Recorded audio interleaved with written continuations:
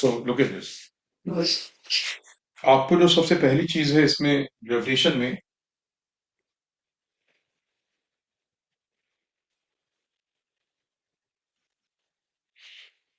ये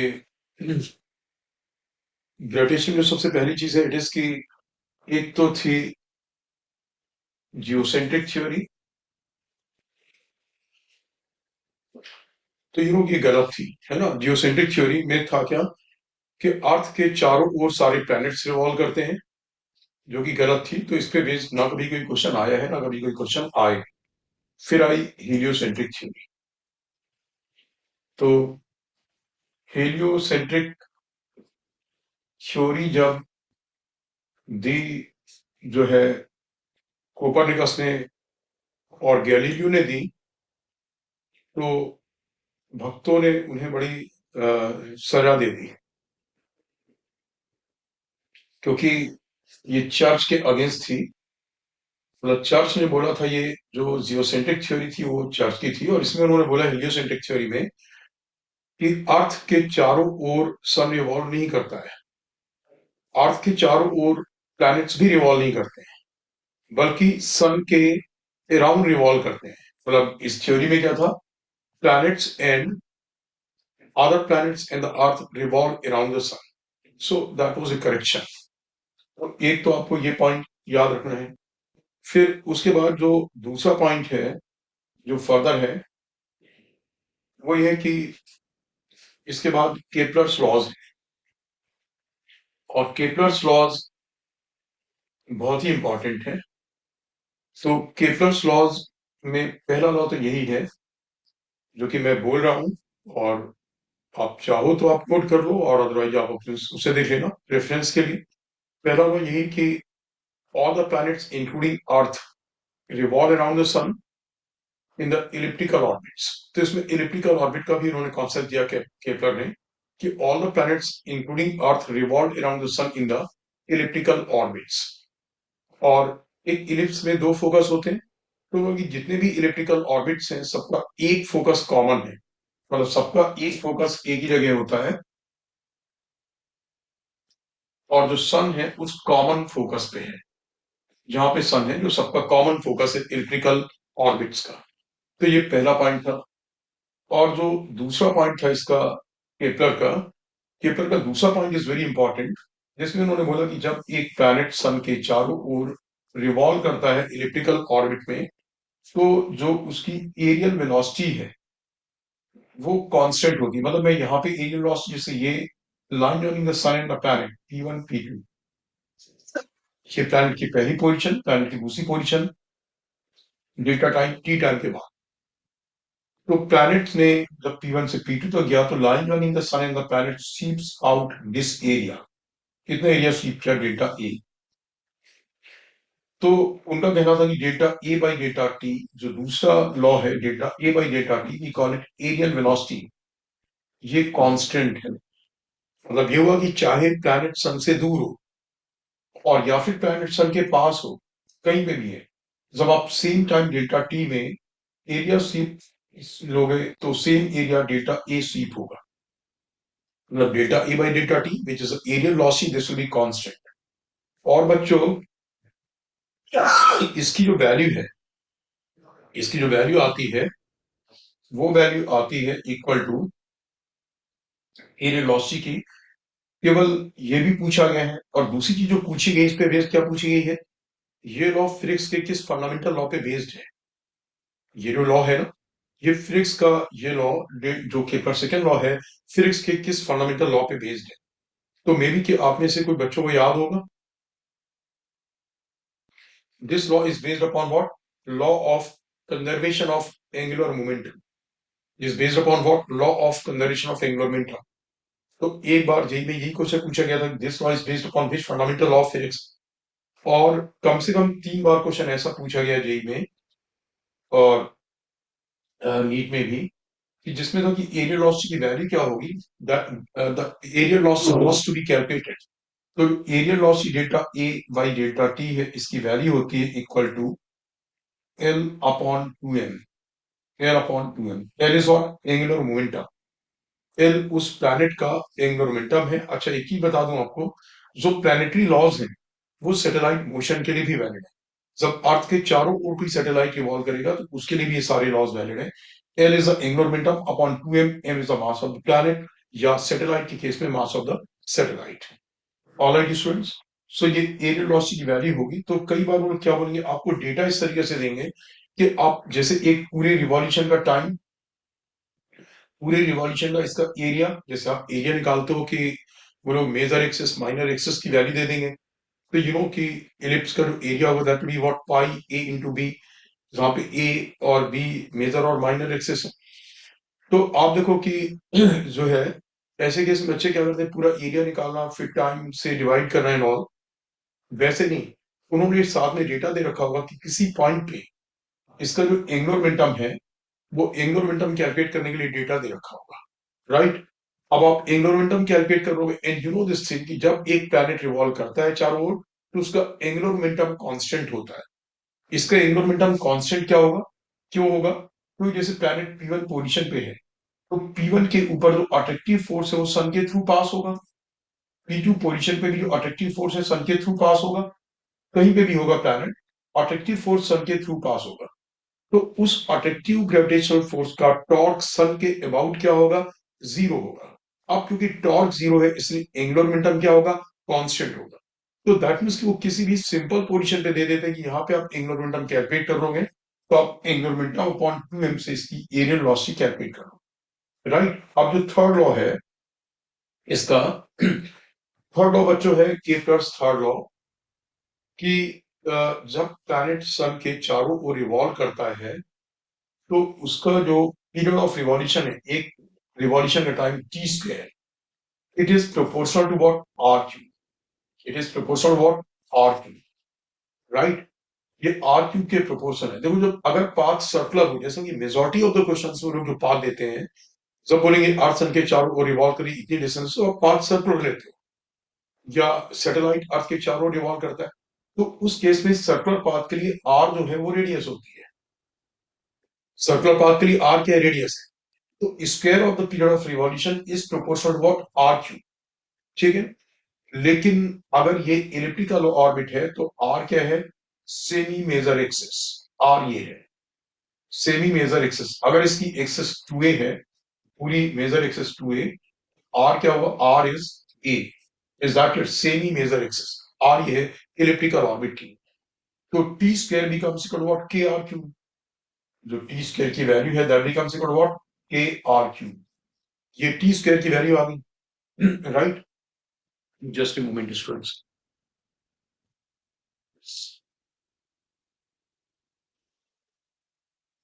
हाँ, जो टी स्क्वायर है that becomes equal to what, KR3। तो इस पे बेस्ड जो सिंपल क्वेश्चंस होते हैं दे आर लाइक दिस। इस टी स्क्वायर को KR3 में वो लोग आपको जो रिवॉल्यूशन करेंगे, जैसे एक रिवॉल्यूशन है, मान लो कि देयर इज अ सन, और सन से बोला गया कि एक ये है अर्थ का, और बोला गया एक दूसरा प्लैनेट है। अब यहाँ पे देखो ऑर्बिट मैंने इलिप्टिकल ली, बट ऐसे क्वेश्चन में हमेशा क्या होगा, इट बी सर्कुलर ऑर्बिट, मतलब मैं आई शुड करेक्ट इट कि मैं सर्कुलर ऑर्बिट के लिए ले रहा हूं। सो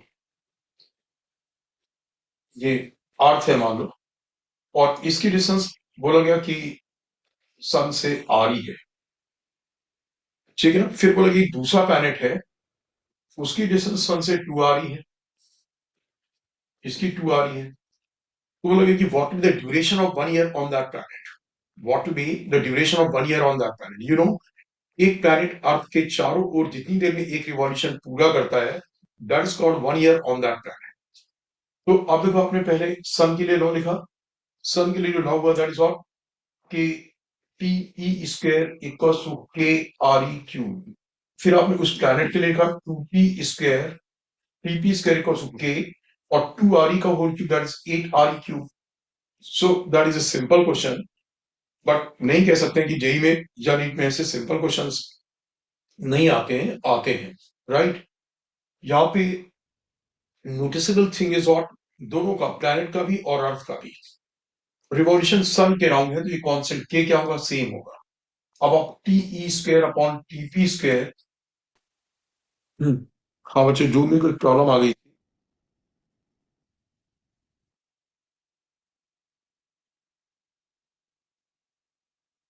सो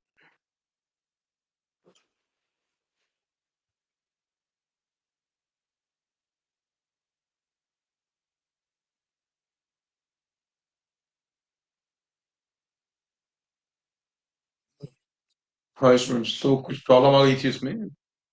तो आप देखोगे यहाँ पे टीई और TE is the 1 year on the earth, और टीपी क्या है, 1 ईयर ऑन दैट प्लैनेट।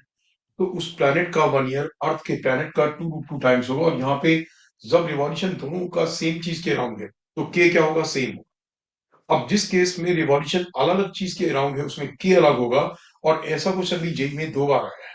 मैं अभी थोड़ी देर बाद के का नेचर रिवील करूंगा, राइट। अब आप देखोगे ये केपलर्स थर्ड लॉ था। फिर इसके बाद आपको याद रखना न्यूटन्स लॉ ऑफ ग्रेविटेशन। तो जो न्यूटन्स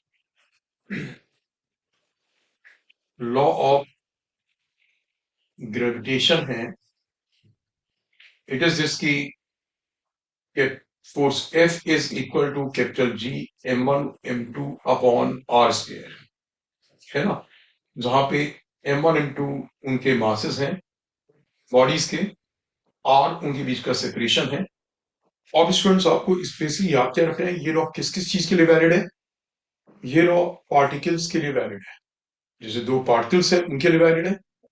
दो बॉडीज स्फेरिकल बॉडीज हैं, वो कितनी भी बड़ी हैं बट स्फेरिकल बॉडीज हैं, तो आप उन दोनों बॉडीज के सेंटर से डिस्टेंस ले लोगे, आर, उसके लिए भी वैलिड है। एक पार्टिकल है और एक स्फेरिकल बॉडी है, उसके लिए भी वैलिड है। आप डिस्टेंस पार्टिकल की उस स्फेरिकल बॉडी के सेंटर से लोगे, राइट। तो एक तो ये ध्यान रखना, ये मतलब कहीं पे भी वैलिड है, इट इज नॉट क्यू। जैसे आप बोलो एक रॉड है, एम मास, m1 मास और l लेंथ की। एक स्फीयर है, m2 मास और r रेडियस का। अब आप सोचो कि रॉड के सेंटर से और स्फीयर के सेंटर के बीच की डिस्टेंस लेकर के आप ये लॉ अप्लाई करोगे और फोर्स आ जाएगा, तो वो गलत है, ठीक है ना। उसे नहीं आएगा। ये क्या, मैंने क्या बोला, पार्टिकल्स के लिए वैलिड है, स्फेरिकल बॉडीज के लिए वैलिड है। एक पार्टिकल है और एक स्फेरिकल बॉडी है, तब ये लॉ वैलिड है, राइट। सो नाउ से बच्चों, अब ये फोर्स जब आप वेक्टर फॉर्म में लिखते हो, तो वेक्टर फॉर्म में लिखना आपको ये कोई नई चीज नहीं है, फिजिक्स में कई जगह आता है। जैसे यहाँ पे आपका एक्स वाई एक्सेस है, और एक पार्टिकल m1, एक पार्टिकल m2, ठीक है ना। पोजीशन वेक्टर इसका r1 और पोजीशन वेक्टर r2। तो अगर आपको वेक्टर फॉर्म में लिखना है, suppose I am writing the force on m2 due to m1, मैं m2 के ऊपर फोर्स लिख रहा हूं, so that be F1 2, force on 2 due to 1, that will be equal to capital G, जो कि यूनिवर्सल कांस्टेंट है, rotation constant, m1 into m। अब आप देखो यहाँ पे लॉजिक से देखो कि m2 के ऊपर जो फोर्स होगा m1 के ड्यू टू किस ओर होगा, अट्रैक्टिव फोर्स है, इस ओर होगा। और जब मैं r2 माइनस r1 करूंगा तो 11 वेक्टर आएगा, r2 माइनस r1 से 11 वेक्टर आएगा। बट हमारा फोर्स किस ओर है, r1 माइनस r2 की ओर। तो आप क्या करोगे कि न्यूमिनेटर में आप लिख दोगे r1 माइनस r2, और डिनोमिनेटर में आप लिखोगे क्या, r1 माइनस r2 के मैग्नीट्यूड का होल, राइट। दिस और ये होगा, दिस क्लियर ना। आप देखो मासेस में नेगेटिव मास नहीं होता है, चार्जेस में पॉजिटिव चार्ज भी होता है और नेगेटिव चार्ज भी होता है। मासेस में नेगेटिव मास नहीं होता है। तो मासेस में क्या होगा, आप m1 m2 लिखोगे, उसमें कोई साइन तो लिखना नहीं है, राइट। तो चार्जेस में याद दिलाऊंगा आपको, आप लिखते थे चार्जेस साइन के साथ। और अगर आपको Q2 के ऊपर फोर्स Q1 से लिखना होता था, तो आप हमेशा क्या करते थे, R2 माइनस R1। वहां पे 2 के ऊपर 1 के due to R2 minus R1, और नीचे डिनोमिनेटर में क्या होगा, उसके मैग्नीट्यूड का होल क्यूब। तो अगर एक चार्ज पॉजिटिव और एक नेगेटिव होता था, तो अट्रैक्टिव फोर्स इस ओर होगा। फिर आप जब Q2 का नेगेटिव साइन भी आएगा, तो R2 माइनस R1 अपने आप से क्या बन जाएगा, R1 माइनस R। बट यहाँ पे ध्यान दो कि ग्रेविटेशन में जिस मास के ऊपर फोर्स लिखना है, आप उसका पोजीशन वेक्टर ना लेकर के दूसरे का r1 माइनस r2 अपॉन उस वेक्टर के मैग्नीट्यूड का होल क्यूब। पहली चीज ये। दूसरी चीज स्टूडेंट्स, यहाँ पे ही एक चीज क्लियर कर दूं, क्योंकि बार बार फिजिक्स में काम आती है, और आपको इस चैप्टर में हो कहीं पे भी हो, आपको दो वेक्टर्स का रिजल्टेंट निकालना आता है, और अगर दो से ज्यादा भी है तो उनका भी रिजल्टेंट निकालना आता है। तीन चार पांच जितने भी हैं, आप सबके एक्स कंपोनेंट लेते हो, सबके वाई कंपोनेंट लेते हो, एक्स कंपोनेंट का टोटल निकालते हो, वाई कंपोनेंट का टोटल निकालते हो, और square root of F X square plus F Y square से निकाल देते हो। तो ऐसे जितने भी क्वेश्चन हैं जो सुपरपोजिशन पे बेस्ड हैं, मतलब बोला गया तीन मासेस हैं M1 M2 M3, इनके सब डिस्टेंसेस वगैरह दे दिए गए हैं। अब बोलिए M1 के ऊपर दोनों से मिलकर के कितना फोर्स लगेगा, स्क्वायर में दे दिए गए M1 M2 M3 M4, बोलेंगे M3 के ऊपर कितना फोर्स लगेगा। तो ये क्वेश्चन हो सकता है कि जो बच्चे मतलब वीक हैं, या एक बार भी वेक्टर्स हमको ठीक से नहीं समझते, उनके लिए टफ हो सकता है। आपके लिए इससे इजी क्वेश्चन, जिसके ऊपर फोर्स पूछा गया उसके ऊपर सबका फोर्स निकाल, इसका कितना लगा, इसका कितना लगा, इसका कितना लगा, सबके फोर्सेस निकालो, सबके एक्स वाई कंपोनेंट कर लो, इसके root of F X square plus F Y square कर लो, तो सुपरपोजिशन के जितने भी क्वेश्चंस हैं वो इस तरीके से सॉल्व हो जाएंगे, राइट। अब स्टूडेंट जब न्यूटन्स लॉ ऑफ ग्रेविटेशन आपको पता लग गया, तो न्यूटन्स लॉ ऑफ ग्रेविटेशन पे बेस फिर है कि acceleration due to gravity. Acceleration of due to gravity में आपको सीधे फॉर्मूले, कॉम्पिटिशंस के लिए सीधे फॉर्मूले, व्हाट, अर्थ की रेडियस आर ई, मास एम ई, तो अर्थ के सरफेस पे जो जी की वैल्यू है that be capital G M E upon R square, right. Capital G M E upon R square, small G की वैल्यू होगी, एम ई अर्थ का मास, आर ई अर्थ की रेडियस। अर्थ के सरफेस से एच डेप्थ पे क्या होगा, अर्थ के सरफेस से एच डेप्थ पे जी की वैल्यू होगी G dash is equal to G 1 - h R E, जहां पे जी अर्थ के सरफेस वाला है, जी जो है ना अर्थ के सरफेस वाली एक्सेलरेशन टू ग्रेविटी की वैल्यू है, तो G dash equal to G 1 - h R E. और ये फॉर्मूला कभी भी वैलिड है, मतलब एच की वैल्यू कम हो या ज्यादा हो, एच अर्थ के सरफेस से डिस्टेंस है अंदर की ओर, एच छोटा हो या बड़ा हो, मतलब it is valid even for the centre of the earth also. Earth के सेंटर पे जो जी की वैल्यू होगी, एच की जगह आर ई डालोगे, R E by R E one, तो क्या रहेगा, जीरो आ रहेगा। और अगर आपको अर्थ के सरफेस से एच हाइट ऊपर चाहिए जी की वैल्यू, अर्थ की रेडियस वही आर ई और मास एम ई है, तो G dash will be equal to G 1 - 2h R E, जहां पे एच अर्थ के सरफेस से हाइट है, जहां पे आपको जी की वैल्यू निकाली। लेकिन ये याद रखो, ये एप्लीकेबल है केवल if H is very very small compare to R E. जैसे उनके 200 मीटर ऊपर क्या होगा, 100 मीटर ऊपर जी की वैल्यू क्या होगी, तो अर्थ की रेडियस बिकॉज 6400 किलोमीटर, तो अर्थ की रेडियस काफी बड़ी है, 100 मीटर ऊपर, 50 मीटर ऊपर, 500 मीटर ऊपर, अब आप यारा फॉर्मूला यूज कर सकते हो। लेकिन अगर वो डिस्टेंस आपको दे रखी है, सपोज कि एक काफी बड़ी डिस्टेंस है, जनरली काफी बड़ी डिस्टेंस वो लोग कैसे देते हैं, क्योंकि बच्चों को कितने किलोमीटर को बड़ी डिस्टेंस दे ये कंफ्यूजन होता है, तो वो लोग ऐसे देते हैं कि आर ई के कंपेरेटिव दे देंगे, जैसे बोलेंगे आर ई बाई 10 ऊपर है, आर ई बाई 2 ऊपर है, या आर ई हाइट ऊपर है, तो जब उन्होंने आर ई से कंपेयर करके दिया है, तो आपको मानना ये डिस्टेंस एच बहुत छोटी नहीं है। अब उस केस में जब H is not very small compare to R E, तो आप क्या करोगे बच्चों, इस केस में होगा जो है कि G dash is equal to, just moment,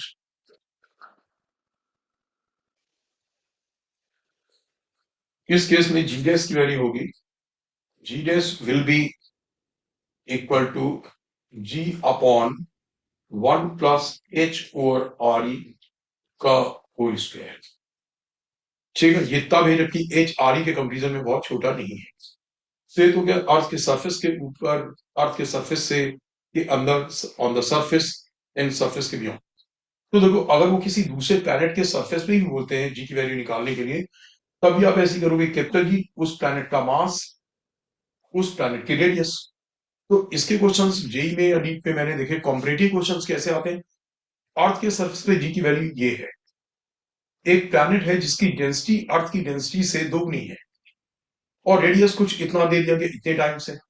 आपके पास आपको रेडियस दे रखी है, मान लो रेडियस 2 टाइम्स दे रखी है, तो उसका वॉल्यूम क्या आ जाएगा, 8 टाइम्स। अब volume multiply by density will be what, mass. तो अब जो पैरामीटर्स दे रखे हैं उन्हीं पैरामीटर्स के टर्म्स में आप पहले अर्थ का लिखोगे। जैसे अर्थ का आप लिखते हैं अर्थ की डेंसिटी के कंपेरिजन में, तो आपने लिखा अर्थ का volume 4/3 pi R E cube into rho, density of the अर्थ। ऐसे ही उस प्लैनेट के लिए लिखा वॉल्यूम इंटू डेंसिटी करके, सो दैट कि जब आप उसे डिवाइड करोगे तो अर्थ के सरफेस पे जो जी की वैल्यू है उसके कंपैरिजन में उस प्लैनेट के सरफेस पे जी की वैल्यू आ जाएगी। ऐसे क्वेश्चंस मैंने कई बार रिपीट होते हुए देखे हैं। राइट नाउ से अब नेक्स्ट है कि रोटेशन का और जी की वैल्यू पे क्या इफेक्ट होगा। Effect of rotation, effect of rotation. तो रोटेशन का इफेक्ट कुछ इस तरीके से, जैसे अर्थ अपनी एक्सिस के अबाउट जो ऑलमोस्ट पोल्स के थ्रू पास होती है ओमेगा से रोटेट कर रही है, और आपको जी की वैल्यू निकालनी है इस लैटिट्यूड एंगल लैम्डा, इसे बोलते हैं लैटिट्यूड एंगल लैम्डा, जो इक्वेटोरियल लाइन के साथ एंगल है, that is called latitude angle. तो यहाँ पे जो जी की वैल्यू होगी G dash will be G minus omega square R omega square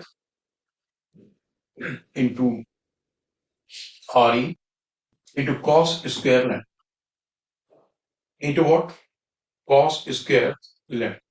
ये आए लैम्डा, ये लैटिट्यूड एंगल है। G dash equal G minus, और जी क्या है, अगर अर्थ रोटेट नहीं कर रही होती तो विदाउट रोटेशन जो आपने अर्थ के सरफेस पे वैल्यू रीड की है वही capital G M E upon R square वो होती। लेकिन अगर आप रोटेशन का इफेक्ट देखोगे तो G dash G minus omega square R E cos square lambda. और बच्चों ये जो डिक्रीज हुआ है, डिक्रीज का रीजन क्या है, डिक्रीज का रीजन सेंट्रीफ्यूगल फोर्स। जैसे यहाँ पे एक बॉडी है, इस जगह रखी हुई है एक बॉडी, यहाँ पे रखी हुई, राइट। अब क्योंकि ये बॉडी इस सर्कल में रोटेट कर रही है तो इसके ऊपर सेंट्रीफ्यूगल फोर्स इस ओर रहेगा। सेंट्रीफ्यूगल फोर्स का एक कंपोनेंट अर्थ के सेंटर से अवे आएगा, तो वो नेट अट्रैक्टिव फोर्स जो लग रहा था न्यूटन लॉ ऑफ ग्रेविटेशन वाला, उसे क्या करेगा, कम कर देगा। उस वजह से जी की वैल्यू क्या हुई, कम होगी। तो आपको इसे देख के पता लग गया होगा कि जी की मिनिमम वैल्यू कहां पे होगी, इक्वेटर पे, क्योंकि इक्वेटर पे लैम्डा क्या होगा, zero. So cos zero is ought 1। तो आप सबसे बड़ा फैक्टर सब्ट्रैक्ट करोगे ओमेगा स्क्वायर आर, और पोल पे लैम्डा क्या हुआ, 90 डिग्री। तो 90 cos 90 is ought zero. That means कि पोल पे रोटेशन का कोई इफेक्ट नहीं होगा। जो जी की वैल्यू होती, अर्थ अगर रोटेट नहीं कर रही होती, वही वैल्यू तब होगी जबकि अर्थ रोटेट कर रही। जैसे मैंने इसमें एक क्वेश्चन देखा जो कई बार रिपीट किया गया है, दैट क्वेश्चन इज व्हाट, बोले कि जो वैल्यू इक्वेटर पे होती है जी की वैल्यू, क्योंकि इक्वेटर पे रोटेशन का इफेक्ट है, तो जो जी की वैल्यू इक्वेटर पे होती है सरफेस पे, अर्थ के सरफेस से कितनी हाइट ऊपर एट द पोल, अर्थ के सरफेस पे एट द पोल कितनी हाइट ऊपर जी की सेम वैल्यू होगी। तो दैट मीन्स ऑफ यहाँ पे जो डिक्रीज हुआ है इतना हुआ है, इक्वेटर पे डिक्रीज कितना हुआ, omega square R cos zero तो 1 हो गया, इतना डिक्रीज। और जब आप अर्थ के सरफेस के ऊपर जाते हो तो डिक्रीज वाला पार्ट क्या है, you know G dash equal to G minus G into 1 minus 2h over R. तो यहाँ पे डिक्रीज वाला पार्ट कितना हुआ, 2gh अपॉन आर, है ना, g minus 2gh upon are. तो जितना यहाँ पे रोटेशन की वजह से डिक्रीज हुआ, वहां पे अगर उतना ही h हाइट ऊपर जाने से डिक्रीज होगा, तो जो value surface of the earth equator पे होगी सेम वैल्यू h हाइट ऊपर हो जाएगी। So that is of 2gh upon R. Is that clear. इस इक्वेशन से आप h की वैल्यू कैलकुलेट कर सकते हो। चलिए, तो ये था रोटेशन का इफेक्ट। अब आप देखो, जैसे हम लोग लेते हैं 9.81 मीटर पर सेकेंड स्क्वायर, ये एक थ्योरेटिकल वैल्यू है जो कि न्यूमेरिकल्स के सॉल्व करने के लिए लेते हैं। ये लैम्डा इक्वल टू 45 डिग्री पे होती है। जो 9.81 मीटर पर सेकेंड स्क्वायर है, ये होता है लैम्डा इक्वल टू 45 डिग्री। तो आप लोग क्या हम इसे एवरेज मान सकते हैं, एवरेज नहीं स्टूडेंट्स, बिकॉज जो डिफरेंट बुक्स हैं they have been written in the different parts of the world. कोई बच्चा यूके में यूज कर रहा, कोई बच्चा यूएस में यूज कर रहा, कोई बच्चा इंडिया में यूज कर रहा, कोई बच्चा मुंबई में यूज कर रहा, कोई दिल्ली में यूज कर रहा, एक्सेट्रा। तो आप देखो कि अगर वो अपने एक न्यूमेरिकल को सॉल्व करेगा अपने सिटी की जी की वैल्यू लेकर के, उसका आंसर दूसरे बच्चे से डिफरेंट आएगा, बट बुक्स में तो आंसर एक लाना है। तो उस यूनिफॉर्मिटी के लिए क्या कर दिया गया है, कि हम लैम्डा इक्वल्स टू 45 वाला यूज करके सो दैट कि सबके आंसर्स क्या है, यूनिफॉर्मली है। Even this has to be kept in Olympiad etcetera also. जैसे हाई जंप में जिन कंट्रीज में जी की वैल्यू कम है, वहां पे कोई आदमी कम एफर्ट करेगा तो भी ज्यादा ऊपर तक जाएगा, और जिन कंट्रीज में जी की वैल्यू ज्यादा है, वहां पे अगर कोई आदमी जी की वैल्यू ज्यादा है, कोई आदमी ज्यादा एफर्ट करेगा तो भी क्या होगा, उतना ऊपर नहीं जा पाएगा। तो वो उस कंट्री के जी की वैल्यू के इकोनॉमी हाइट को ऑब्जर्व करते हैं और उसे फिर लैम्डा को 45 डिग्री के लिए क्या कर देते हैं, कन्वर्ट कर देते हैं कि जो वैल्यू जी की 45 डिग्री पे होती, अगर वो होती तो क्या आता, जो वो हाई जंप में तब रीडिंग क्या आती। तभी तो वो लोग एक ओलंपिक के डेटा को दूसरे ओलंपिक के डेटा से कंपेयर कर पाते हैं। तो एक बार ओलंपिक एक कंट्री में है, दूसरी बार दूसरी कंट्री में है, वहां पे जी की वैल्यू क्या होगी, डिफरेंट होगी। Understood now. और ये था जी की वैल्यू के ऊपर रोटेशन का effect. Right now you see कि हम जो हमने सीखा ना न्यूटन्स लॉ ऑफ ग्रेविटेशन, उसके बेसिस पे हम एक सैटेलाइट की ऑर्बिटल वेलोसिटी निकाल सकते हैं। अच्छा, उसके पहले मैं एक चीज बता दूं आपको, सैटेलाइट स्टेबल कब होगा। जैसे ये अर्थ की रेडियस आर ही है, अर्थ का मास एम है, राइट। तो बच्चों एक चीज देखोगे कि सैटेलाइट एच हाइट ऊपर है, एम मास का सैटेलाइट। अब now the point is ought कि सैटेलाइट जो पूरी अर्थ के अराउंड रिवॉल्व कर रहा है, जैसे इक्वेटोरियल सैटेलाइट पूरी अर्थ के अराउंड रिवॉल्व करने से मेरा मतलब ये है कि उस सैटेलाइट की ऑर्बिट का सेंटर, उस सैटेलाइट की ऑर्बिट का सेंटर, राइट, सैटेलाइट की ऑर्बिट का सेंटर और अर्थ का सेंटर से बी व्हाट, सेम। सैटेलाइट की ऑर्बिट का सेंटर और अर्थ का सेंटर क्या होना चाहिए, सेम होना चाहिए। Is that clear?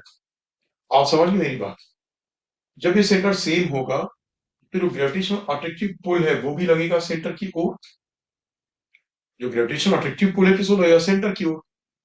और हमें करना क्या होता है इसमें, कॉन्सेप्ट क्या लिखना है, जब आपको इक्वेशन जैसे ऑर्बिटल वेलोसिटी का इक्वेशन मैं नहीं रिकमेंड करता हूं कि आप याद रखो, क्योंकि एक ही इक्वेशन से आ जाता है।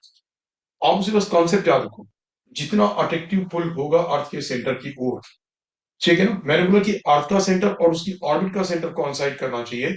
अगर एक सैटेलाइट अर्थ के एक पार्ट में रिवॉल्व कर रहा है, अब इसका सेंटर यहाँ है, अर्थ के सैटेलाइट के ऊपर जो अट्रैक्टिव फोर्स होगा सेंटर की ओर लगेगा, तो उसका एक कंपोनेंट तो सेंटर की ओर होगा, ऑर्बिट के सेंटर की ओर, जो उसे सेंट्रीपिटल फोर्स देगा। लेकिन जो दूसरा कंपोनेंट होगा वो तो उसे ऑर्बिट से डीरेल कर देगा। ऑर्बिट से क्या करेगा, डीरेल कर देगा। तो स्टेबल सैटेलाइट नहीं हुआ। यानी कि necessary condition for a satellite to be stable is what, कि उसकी ऑर्बिट का सेंटर और अर्थ का सेंटर शुड कोइंसाइड। सो जो भी अट्रैक्टिव फोर्स होगा वो अट्रैक्टिव फोर्स सेंट्रीपिटल फोर्स में स्पेंड हो जाएगा, या वो अट्रैक्टिव फोर्स ही सेंट्रीपिटल फोर्स प्रोवाइड करेगा। आपने बोला M V O square, V O orbital velocity है, ऑर्बिट की radius R E plus H, क्योंकि अर्थ के सरफेस से एच हाइट ऊपर है, is equal to capital G M into M, satellite का मास इंटू अर्थ का mass, upon what, R E plus H का होल स्क्वायर। एक आर ई प्लस से आर ई प्लस कैंसिल हुआ, a small M से small M cancel हुआ।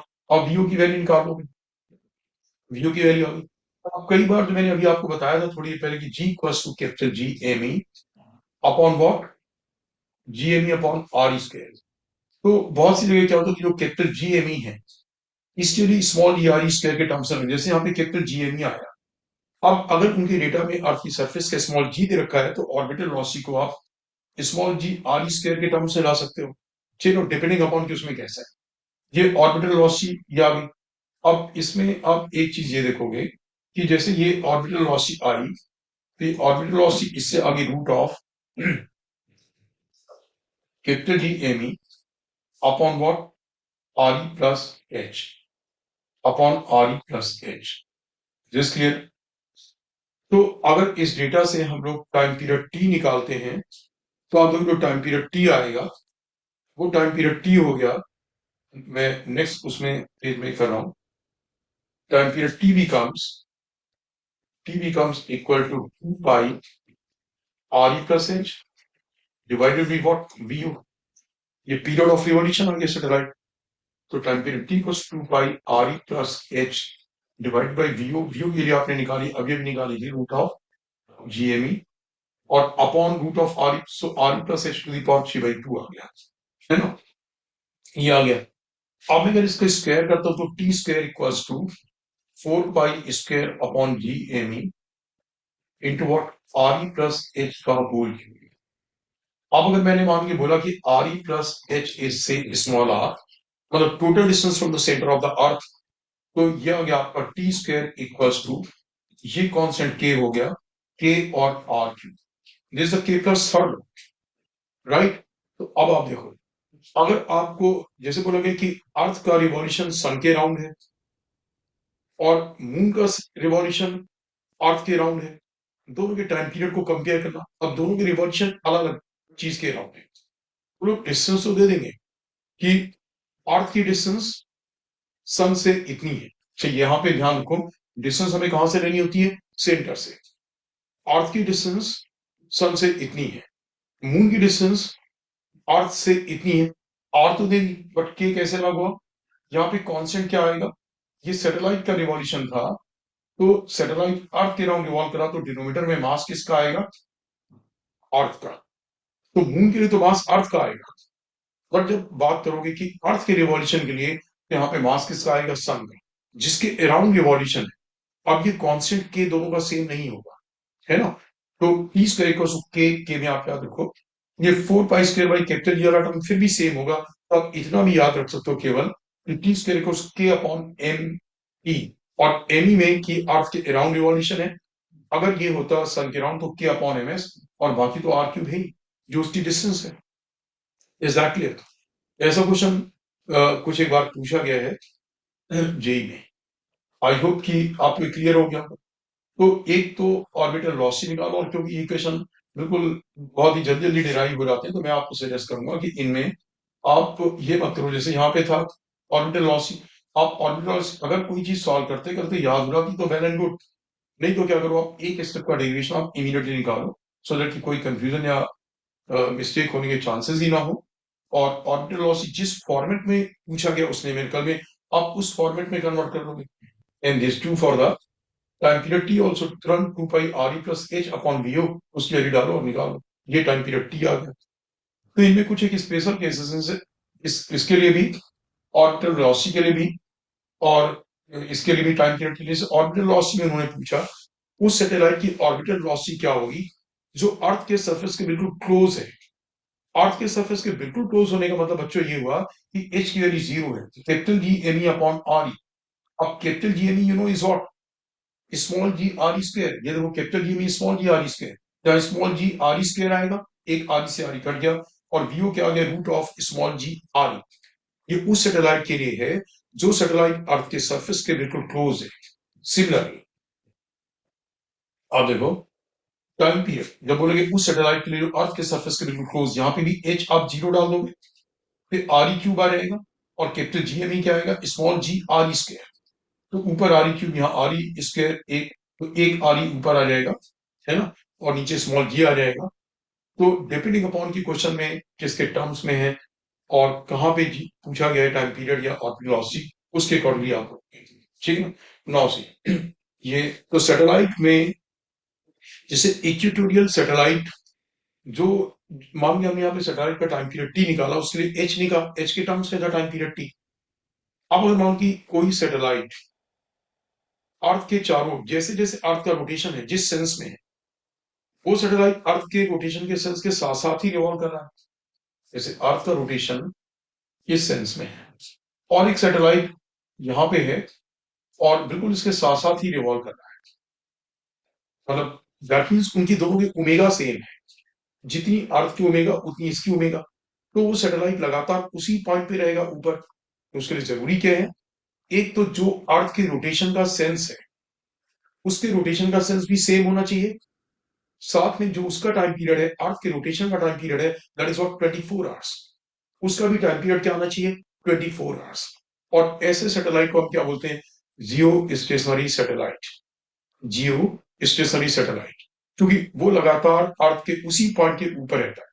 तो इसके लिए नेसेसरी कंडीशन क्या है? Period of revolution should be 24 hours. Sense of revolution should be same as the sense of rotation of the earth. और जब आप टाइम पीरियड टी 24 आवर्स डाल के सॉल्व करते हो तो इसकी हाइट आती है h equal to approximately 36,000 kilometre. तो अर्थ का सरफेस सब जगह यूनिफॉर्म नहीं है, तो बुक्स रिपोर्ट करते हैं 33,000 टू 36,000 किलोमीटर्स। ये एक जियोस्टेशनरी सैटेलाइट की कंडीशन है। Is that clear? अब जैसे अर्थ इस ओर रिवॉल्व कर रहा है, मान के अर्थ इस सेंस में, और एक सैटेलाइट उसके ऑपोजिट रिवॉल्व कर रहा है। अब बोलिए कि वो जिस पॉइंट के ऊपर था उसी पॉइंट के ऊपर कितनी देर के बाद आ जाएगा? उसी पॉइंट के ऊपर कितनी देर के बाद आ जाएगा? तो देखो, आपको जब उसी पॉइंट के ऊपर आएगा सैटेलाइट, तो अर्थ के रिलेटिव उसका रोटेशन कितना हो जाएगा? 2 पाई। अर्थ के रिलेटिव उसका रोटेशन क्या होगा? 2 पाई। और अर्थ के रिलेटिव उसका ओमेगा क्या आ जाएगा? Omega 1 plus omega 2। ओमेगा 1 हो गया सैटेलाइट का ओमेगा, और ओमेगा 2 हो गया अर्थ का ओमेगा, क्योंकि दोनों opposite direction, omega 1 plus omega. तो 2 pi upon omega 1 plus omega 2 होगा कि अर्थ के रिलेटिव उसका एक रोटेशन पूरा हो जाएगा, राइट? तो दैट मीन्स और अर्थ के रिलेटिव एक रोटेशन पूरा हो गया, तो उसी पॉइंट के ऊपर आ जाएगा, इस पॉइंट के ऊपर। अब मानो सैटेलाइट का ओमेगा काफी ज्यादा है अर्थ से, और सेम सेंस में रोटेट कर रहे हैं। अब उसी पॉइंट के ऊपर कितनी देर में आ जाएगा? 2 pi upon omega 1 minus omega 2। Is that clear? 2 pi upon omega 1 minus omega 2। या अगर अर्थ का ज्यादा है और सैटेलाइट का कम है, तो भी क्या आ जाएगा? 2 pi upon omega 2 minus omega 1। इतने टाइम के बाद वो वापस से उसी पॉइंट के ऊपर आ जाए। ठीक है, नाउ सी जो है, अब सैटेलाइट के बाद इसमें जो इंपॉर्टेंट पॉइंट्स हैं दे आर कि ग्रेविटेशनल फील्ड है। तो ग्रेविटेशनल फील्ड की जो फंडामेंटल डेफिनेशन है, जैसे इलेक्ट्रिक फील्ड की डेफिनेशन होती है, वैसे ही है कि एक चार्ज के सराउंडिंग में वो पूरा का पूरा रीजन या एरिया, पूरा रीजन जहां तक दूसरे मास के ऊपर उसका इन्फ्लुएंस होगा, जहां तक दूसरे मास के ऊपर उसका इन्फ्लुएंस होगा का मतलब दूसरे मास के ऊपर अट्रैक्टिव फोर्स लगेगा, वो पूरा का पूरा रीजन कहलाता है क्या है? Gravitational field. वो कहलाता पूरा ग्रेविटेशनल फील्ड ऑफ द अर्थ की है, तो अर्थ की ग्रेविटेशनल फील्ड या जिस मास की उसकी ग्रेविटेशनल फील्ड। यहां पे क्या होगा? एक मास के सराउंडिंग में वो पूरा का पूरा एरिया रीजन जहां तक दूसरे मास के ऊपर इसका इफेक्ट लगेगा यानी फोर्स होगा, that is called gravitational field. Is that clear? अब ग्रेविटेशनल फील्ड इंटेंसिटी, इससे कनेक्टेड इंटेंसिटी, हम इसे भी ई से डिनोट करते हैं, इससे कनेक्टेड फिजिकल क्वांटिटी है। तो एक एम मास से जो ग्रेविटेशनल फील्ड इंटेंसिटी की डेफिनेशन ये है, आपको जिस पॉइंट पे ग्रेविटेशनल फील्ड इंटेंसिटी निकालनी है, आप वहां पे 1 kg का मास रखोगे, और उस 1 kg मास के ऊपर जितना फोर्स लगेगा, तो बच्चों देखो, जैसे वैसे M1 और M2 के बीच का फोर्स, M2 के ऊपर कितना फोर्स लगता, अब आपने M2 को क्या बना दिया? 1 kg। तो M2 जहां पे रखा गया है, उस पॉइंट पे M2 के ऊपर जो फोर्स लगेगा जब आपने 1 kg बना दिया, तो that will be called gravitational field intensity at that point. और क्योंकि ये फोर्स हमेशा अट्रैक्टिव होता है, तो अगर आपको M1 मास के due to gravitational field intensity निकालनी है, चाहिए ना, दूसरे वाले पॉइंट पे, तो वो हमेशा M1 की ओर आएगी, क्योंकि अट्रैक्टिव फोर्स हमेशा क्या होगा? M1 की ओर ही होगा। सो इसकी वैल्यू आ रहेगी कैपिटल जी, और आप एम मास की रूट निकाल रहे हो आर डिस्टेंस दूर, तो यहाँ पे आप 1 kg मास रखोगे तो capital G M by R square, है ना? अब इसी को वेक्टर फॉर्म में कैसे करोगे? वेक्टर फॉर्म में मानो कि आपको यहाँ पे है एक्स एक्सिस और sorry X axis Y axis, अब एम मास यहाँ है, इसका पोजीशन वेक्टर आर नॉट है, और आपको पोजीशन वेक्टर आर है इस जगह निकालना है, चाहिए ना, gravitation field intensity. So E equals what? Now you know कि ये इस ओर होगा, क्योंकि अट्रैक्टिव फोर्स होता तो इस ओर होगा, तो वेक्टर जी एम, राइट? अब इस ओर का वेक्टर क्या आएगा? Understood R naught minus R, जैसे आपने उसमें किया था फोर्स में, तो बिल्कुल वैसे ही करोगे यहाँ पे, what? R naught minus R, और नीचे आएगा आर नॉट माइनस आर का मैग्नीट्यूड का होल, राइट? तो कई बार जब आप स्कूल की बुक से पढ़ते हो, या एक जनरली बिल्कुल जैसे होता है ना कि आपको फंडामेंटल मेथड्स नहीं आते वेक्टर्स के, तो उन बच्चों को हर एक प्रॉब्लम क्या होती है? एक नई सी प्रॉब्लम लगती है। जैसे अभी सुपरपोजिशन होता है कि आप कैसे निकालोगे फोर्स में, एक मास के ऊपर नंबर ऑफ मासेस से फोर्स निकालो। ऐसे ही क्या होगा, वो लोग नंबर ऑफ मासेस कहीं कहीं पे डिस्क्राइब करेंगे कि एक मास यहाँ, एक मास यहाँ, एक मास यहाँ। आपको किसी पर्टिकुलर पॉइंट पे ग्रेविटेशनल फील्ड इंटेंसिटी निकालनी होगी, तो बिल्कुल सिंपल, जिस पॉइंट पे ग्रेविटेशनल फील्ड इंटेंसिटी निकालनी है उसे आप ओरिजिन ऑफ कोऑर्डिनेट्स मान लो, सारे मासेस के due to gravitational field intensity की डायरेक्शन मार्क करो, उनके एक्स और वाई कंपोनेंट्स लो, एक्स का रिजल्टेंट, वाई का रिजल्टेंट, फिर square root of E X square plus E Y square. Is that clear? तो बहुत से बच्चे, क्योंकि स्कूल लेवल की बुक्स में ऑल इसके बहुत से एग्जांपल्स होते हैं, बहुत से क्वेश्चंस होते हैं, और वो बच्चे क्या करते हैं, वॉल्यूम कैसे बढ़ता है, हर एक क्वेश्चन को एक अलग अलग क्वेश्चन मान लेते हैं। आपके लिए सारे क्वेश्चन, चाहे फोर्स का हो चाहे ग्रेविटेशनल फील्ड इंटेंसिटी का हो, ये केवल वेक्टर क्वांटिटीज का समेशन ही तो है, आप उसे निकाल लोगे। हाँ, यहाँ पे कुछ चीजें हैं और जो आपको याद रखनी पड़ेगी, और ये चीजें जैसे जब बच्चे 12th में इलेक्ट्रोस्टैटिक्स करते हैं तो उनके लिए याद रखना आसान हो जाता है। जैसे बोला कि हॉलो स्फीयर है, ए मास आर रेडियस, हॉलो स्फीयर। अब इसके सरफेस पे, जैसे ये ओ सेंटर है और ये पॉइंट सरफेस वाला, सरफेस से अंदर स्मॉल आर ये वाला पॉइंट, ठीक है ना? तो जब इसमें होगा क्या कि आपको निकालना है ई की वैल्यू, ग्रेविटेशनल फील्ड, तो E equal to capital G small M by R square, ये हो गया, जबकि स्मॉल आर की वैल्यू आर की इक्वल है, राइट? अब ई को जीरो, जबकि small R less than capital R है, E equals to capital G M by R square. R, अब डिस्टेंस पूरे सेंटर से यहां तक की हो जाएगी, कहां पे, जहां पे R is greater than small R. तो ये, क्योंकि इलेक्ट्रोस्टैटिक्स के लिए रिजल्ट्स बड़े सिंपल से रिजल्ट्स हैं, आपको याद रखने हैं। हॉलो स्फीयर के ऊपर चार्ज है, बिल्कुल वैसे ही यहाँ पे याद रखना है। सिमिलरली अगर ये, यहाँ पे देखो कंडक्टर और नॉन कंडक्टर नहीं होता, वहां पे कंडक्टर और नॉन कंडक्टर होता है। यहाँ पे जैसे उन्होंने बोला कि सॉलिड स्फीयर, अब solid sphere mass M radius R, जैसे अर्थ है, solid sphere mass M radius R, ठीक है ना? तो यहाँ पे क्योंकि जैसे वहां पे क्या होता है, कंडक्टर होता है, तो सारा चार्ज क्या होता है सरफेस पे, और रिजल्ट्स बिल्कुल वही हो जाते जो हॉलो स्फीयर के थे। बट यहाँ पे कोई कंडक्टर नॉन कंडक्टर है ही नहीं, मास तो पूरे में डिस्ट्रीब्यूटेड होगा। तो यहाँ पे जब आपसे पूछा जाएगा तो होगा कि E equals to capital G M by R square, जबकि आर की वैल्यू कैपिटल आर की इक्वल है। Small R is less than R में capital E equals to G M by R cube upon R square, G M upon R cube upon R square. यहाँ पे are less than are है, जब are क्या है, less than are है। बिल्कुल देखो, आपको याद आ रहा हो इलेक्ट्रोस्टैटिक्स में सेंटर से स्मॉल आर से दूर स्मॉल आर कैपिटल आर से छोटा क्या होता था, 1/4 pi epsilon naught into Q into what, मैं ये गलत लिख दिया result, this is capital G M R by R, ये होगा। वहां पे क्या होता था, 1/4 pi epsilon naught into Q into X upon R Q, बिल्कुल वैसे रिजल्ट होगा। एनसी कि अगर आर कैपिटल आर से बड़ा है तो फिर से वही आ गया result, E equals to capital G small M by what, R square. This clear? और यहाँ पे एक ये रिजल्ट भी बड़ा इंपॉर्टेंट है। अब देखो कि बोलो ये रिंग है एम मास और आर रेडियस की, इसके सेंटर से एक्स दूर ग्रेविटेशनल फील्ड क्या हो, बिल्कुल इलेक्ट्रोस्टैटिक्स जैसा। यहाँ पे E will be equal to X distance दूर, E equals to capital G M X upon R square plus X square to the power 3/2। और अगर x काफी छोटा है compare to r, so E equals to capital G M X upon R Q. ये result ring के लिए इन्हें कोई डेरिवेशन की कोई रिक्वायरमेंट नहीं, बस आप डायरेक्टली रिजल्ट याद रखो, राइट?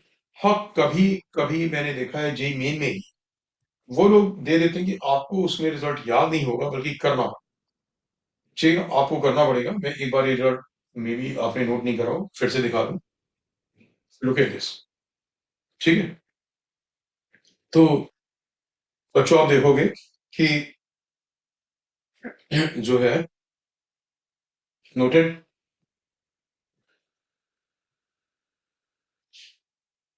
तो शौर्य भैया आप हो या नहीं हो? यस सर हूँ। ओके, ठीक है। तुमने, are you sitting on the chair और या ब्लैंकेट के अंदर हो? सर चेयर पे हूँ sir of course. Okay good. Now see, आप देखोगे कि जो है नेक्स्ट इसी में मैंने देखा कई बार, तो आपको ये तरीका भी आना चाहिए। जैसे उन्होंने बोला आपसे एम मास एल की रॉड है, आपको इसके सेंटर से 8 दूर ग्रेविटेशन फील्ड निकालनी है। आपने क्या करा, यहां से एक्स डिस्टेंस दूर डीएक्स लेंथ ले ली, डीएक्स। अब डीएक्स लेंथ का मास क्या हो गया, इससे पार्टिकल, इसका मास आ गया M by L into D X. और इसकी ड्यू टू यहाँ पे ग्रेविटेशन फील्ड कितनी आ गई, कैपिटल जी, इस पार्टिकल का mass upon x square, right. और इसे आप इंटीग्रेट कर दोगे, एक्स की मिनिमम वैल्यू कितनी है, R minus L by two, क्योंकि आर तो डिस्टेंस सेंटर से थी ना, स्मॉल आर डिस्टेंस यहां से सेंटर से थी, तो R minus L by two, और दूसरे वाले से डिस्टेंस कितनी होगी, R plus L by two. यहाँ पे बच्चों एक चीज में रिमाइंड करा दूं कि जब हम इंटीग्रेशन से कोई वेक्टर क्वांटिटी कैलकुलेट करते हैं, जैसे यहाँ पे ग्रेविटेशनल फील्ड इंटेंस की, तो उसके पहले हम एक बार देख लेते हैं कि सारे एलिमेंट्स की ग्रेविटेशनल फील्ड या सारे एलिमेंट्स के ड्यू टू वो वेक्टर पैरामीटर सेम डायरेक्शन में आ रहा है या नहीं आ रहा है। जैसे यहाँ पे इस एलिमेंट की भी फील्ड इस ओर, इस एलिमेंट की भी फील्ड इस ओर, इसलिए क्या करा आपने, वेक्टर सम ले लिया। और जहां पे सारे एलिमेंट्स के ड्यू सेम डायरेक्शन में नहीं आता है, वहां पे कैसे करते हैं, जैसे मान लो इसी केस में आपसे बोला गया होता एम मास एल एन की रॉड, आपको एक एन से आर दूर यहाँ पे निकालना है कितनी ग्रेविटेशन फील्ड। अब आपने यहां से एक्स दूर एक डीएक्स एलिमेंट लिया, इसकी फील्ड यहां से निकालोगे, तो एलिमेंट का मास तो वही आ जाएगा M by L into dx. बड़ी डिस्टेंस कितनी आएगी, square root of R square plus X square, तो आप उसका फिर स्क्वायर करोगे तो R square plus X square आ जाएगा डिनोमिनेटर। आप देखो इस एलिमेंट की ड्यू टू इस हो है, इस एलिमेंट की ड्यू टू इस हो है, इस एलिमेंट की ड्यू टू इस हो है, डिफरेंट एलिमेंट्स के ड्यू टू डिफरेंट। तो आपने एक्स डिस्टेंस को डीएक्स एलिमेंट लिया, आप उसका एक एक्स कंपोनेंट होगे एक वाई कंपोनेंट, एक्स कंपोनेंट को ई एक्स निकालोगे जीरो से एल अलग, वाई कंपोनेंट का इंटीग्रेशन जीरो टू एल करोगे। एक सेकंड बच्चों, लैपटॉप की बैटरी थोड़ी वो रही, मैं बैटरी स्विच ऑन करूँ। हाँ, सो आप देखो कि फिर ई एक्स निकालोगे, ई वाई निकालोगे, square root of E X square plus E Y square will become what, E आ रहेगा, नेट ई आ रहेगा। ये हर एक वेक्टर पैरामीटर का जब आपको इंटीग्रेशन से करना हो उसके लिए। अगर आपको सेंटर से आर डिस्टेंस दूर निकालना होता, आप एक और एक्स डिस्टेंस दूर डीएक्स एलिमेंट लेते, उसका एक कंपोनेंट इस ओर आता, एक कंपोनेंट इस ओर। ऐसे ही जब आप इस ओर एलिमेंट लेते एक्स डिस्टेंस दूर, तो यारे कंपोनेंट कैंसिल हो जाते, आपको केवल एक ही कंपोनेंट जो वाई कंपोनेंट है उसी का इंटीग्रेशन करना पड़ता। तो आप एक और एलिमेंट लेते, उसका वाई कंपोनेंट निकालते, उसका टू टाइम्स करके zero to L by two integrate कर देते, क्योंकि एल बाई टू सोर एल बाई टू सोर आपने टू टाइम्स करके zero to L by two integrate कर देते, राइट। नाउ सी, सिमिलरली जो पैरामीटर है ग्रेविटेशनल पोटेंशियल, अच्छा जैसे वहां पे था इलेक्ट्रिक फील्ड, और एक Q charge E electric field के अंदर है, राइट, तो उसके ऊपर फोर्स कितना लगेगा, क्यू इंटू ई। अगर चार्ज पॉजिटिव था तो इलेक्ट्रिक फील्ड की ओर, चार्ज नेगेटिव है तो इलेक्ट्रिक फील्ड के ऑपोजिट। यहाँ पे क्या क्या होता है, पॉजिटिव मास ही होता है। तो पॉजिटिव मास में जिस ओर ग्रेविटेशन फील्ड है, आपने उस पॉइंट की ग्रेविटेशन फील्ड पता की, और वहां पे जो मास है उससे मल्टीप्लाई कर दिया, दैट बिकम्स द फोर्स। जैसे कि मान लो बोला गया कि एक रिंग है capital M mass R radius, इसके सेंटर से एक्स दूर एक एम मास है, इसके बीच का अट्रैक्टिव फोर्स निकालना है। अब अगर कोई बच्चा डायरेक्टली न्यूटन लॉ से करता तो उसका गलत रिजल्ट है। क्यों, क्योंकि यहाँ पे एक तो ठीक है पॉइंट मास है, ये तो पॉइंट मास नहीं है, स्फेरिकल मास नहीं, इट्स रिंग, तो इसके लिए एप्लीकेबल नहीं है। बोला गया एक रॉड है M one mass L and, इसके सेंटर से आर डिस्टेंस दूर एक एम टू मास है, इसके ऊपर अट्रैक्टिव फोर्स। अब एक रॉड है एक पॉइंट मास, यहाँ पे नहीं एप्लीकेबल है। आपको करना क्या होगा, इसके ड्यू टू यहाँ पे ग्रेविटेशन फील्ड का फॉर्मूला आपको याद है, ग्रेविटेशन फील्ड निकाली ई, और फोर्स एफ क्या आ जाएगा, this mass M into E. Similarly यहाँ पे ग्रेविटेशन फील्ड निकाली into what, mass M two, ये फोर्स आ जाएगा। और बिकॉज ग्रेविटेशन फील्ड हमेशा उस मास की ओर होती है, जैसे यहाँ पे रिंग के सेंटर की ओर होगी, तो फोर्स भी क्या होगा, रिंग के सेंटर की ओर रहेगा, राइट। नाउ नेक्स्ट इज की ग्रेविटेशनल ग्रेविटेशनल पोटेंशियल। तो बच्चों जो ग्रेविटेशनल पोटेंशियल है, वहां पे था इलेक्ट्रोस्टैटिक्स में वन कूलम मास, वन कूलम चार्ज को इंफिनिटी से किसी पॉइंट पे लाना, इनसाइड द इलेक्ट्रिक फील्ड। जैसे एक चार्ज क्यू है, इसकी ग्रेविटेशनल फील्ड है काफी दूर तक। आप एक +1 कूलम चार्ज को, आप इस पॉइंट पे ग्रेविटेशनल फील्ड पोटेंशियल चाहिए, तो एक +1 कूलम चार्ज को इंफिनिटी से यहां तक लाओगे, इंफिनिटी से यहां तक लाओगे तो जितना वर्क करना पड़ेगा, that is called gravitational potential. तो एक तो चीज आपके दिमाग में रही कि इसका यूनिट क्या आ गया ग्रेविटेशनल पोटेंशियल का, it is a work done to bring 1 kg mass, that is what joule per coulomb, joule per KG. एक तो इसका यूनिट हो गया जूल पर केजी। दूसरी चीज क्या रही, ये पैरामीटर एनर्जी से कनेक्टेड है क्योंकि ये वर्क से कनेक्टेड है। 1 kg मास को लाने का वर्क पता लग गया, अगर आपको m kg लाना तो आप उसे m से मल्टीप्लाई कर दो, बिल्कुल ऐसा वहां पे चार्जेस में होता था। तो यहाँ पे भी क्या होगा कि जब आप, इसके भी डेरिवेशन की कोई रिक्वायरमेंट नहीं, अगर आप m मास से, पॉइंट मास है या स्फेरिकल मास भी होता तो भी चलता, डिस्टेंस सेंटर से लेते, 8 ग्रेविटेशनल पोटेंशियल निकालोगे इस जगह v, तो that be capital G small m by r। और ये हमेशा निगेटिव आएगा। क्यों निगेटिव आएगा, क्योंकि बोलोगे कितना वर्क लगेगा, कितना वर्क करना पड़ेगा, और जब आप उसे लाओगे ग्रेविटेशन फील्ड के अंदर तो अपने आप से अट्रैक्ट होकर के आएगा। तो फिजिक्स में क्या होता है, जब आप एक बॉडी को एक पॉइंट से दूसरी पॉइंट तक शिफ्ट करने में वर्क पूछा जाता है, तो अगर उसकी पहले मैकेनिकल स्टेटस था कि रेस्ट पे था, तो बाद में भी उसका मैकेनिकल स्टेटस क्या होना चाहिए, रेस्ट पे ही होना चाहिए। फिर अब अट्रैक्ट होकर के आएगा, अगर आप उसे फ्रीली आने दोगे उस पॉइंट तक, तो वो तो काइनेटिक एनर्जी गेन कर लेगा, राइट। बट आपको चाहिए रेस्ट पे, तो काइनेटिक एनर्जी गेन ना कर पाए तो जिस और अट्रैक्टिव फोर्स है, आप एग्जैक्टली उतना फोर्स या उससे बिल्कुल थोड़ा सा कम उसके ऑपोजिट लगाओगे, और डिस्प्लेसमेंट इस ओर है, फोर्स इस ओर, तो वर्क डन क्या आएगा, negative. And gravitational force is always attractive, इसलिए gravitational potential due to M mass is always what, negative. एक पॉइंट का ग्रेविटेशनल पोटेंशियल दूसरे पॉइंट के रिलेटिव पॉजिटिव हो सकता है। जैसे एक पॉइंट का ग्रेविटेशनल पोटेंशियल कम नेगेटिव, दूसरे पॉइंट का ग्रेविटेशनल पोटेंशियल ज्यादा नेगेटिव। फिर जब आप कम नेगेटिव में से ज्यादा नेगेटिव सब्ट्रैक्ट करोगे, तो क्या रहेगा, पॉजिटिव आ जाएगा। Relative potential could be positive, but एक मास के due to, number of masses के ड्यू टू किसी एक पॉइंट पे ग्रेविटेशनल पोटेंशियल निकालना है, तो वो क्या आएगा, हमेशा नेगेटिव आएगा। और जब नंबर ऑफ मासेस के ड्यू टू किसी पॉइंट पे ग्रेविटेशनल पोटेंशियल निकालना, तो वो ग्रेविटेशन फील्ड की तरह कॉम्प्लिकेटेड नहीं है। वाई, बिकॉज इससे स्केलर क्वांटिटी, आप एक एक मास का निकालते जाओ, सबका सम कर दो, स्केलर सम आ जाएगा। जैसे यहाँ पे मान के आपसे बोला गया है कि, यहाँ पे आपसे बोला गया कि जो है लुक एट दिस, ये बोला गया कि आपको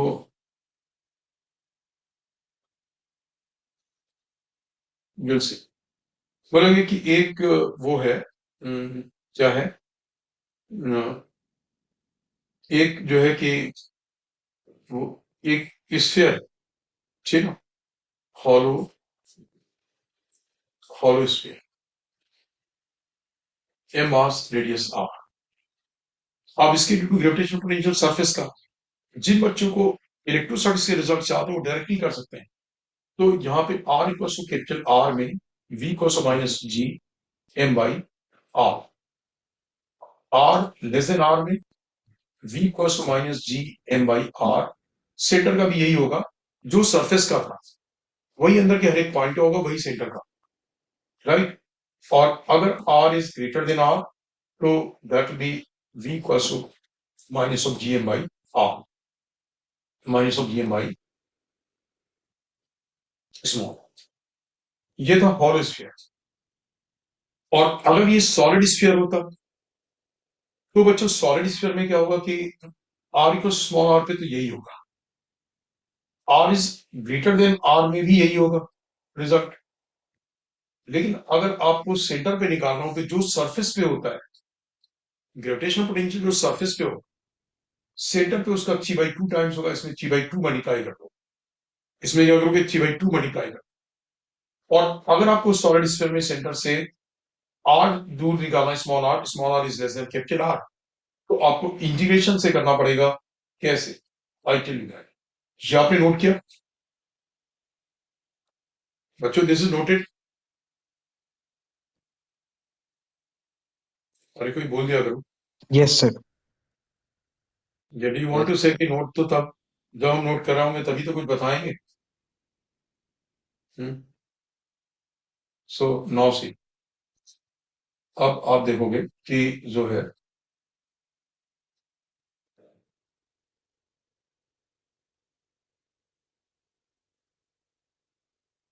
बच्चों जस्ट एक मोमेंट के लिए होल्ड करोगे।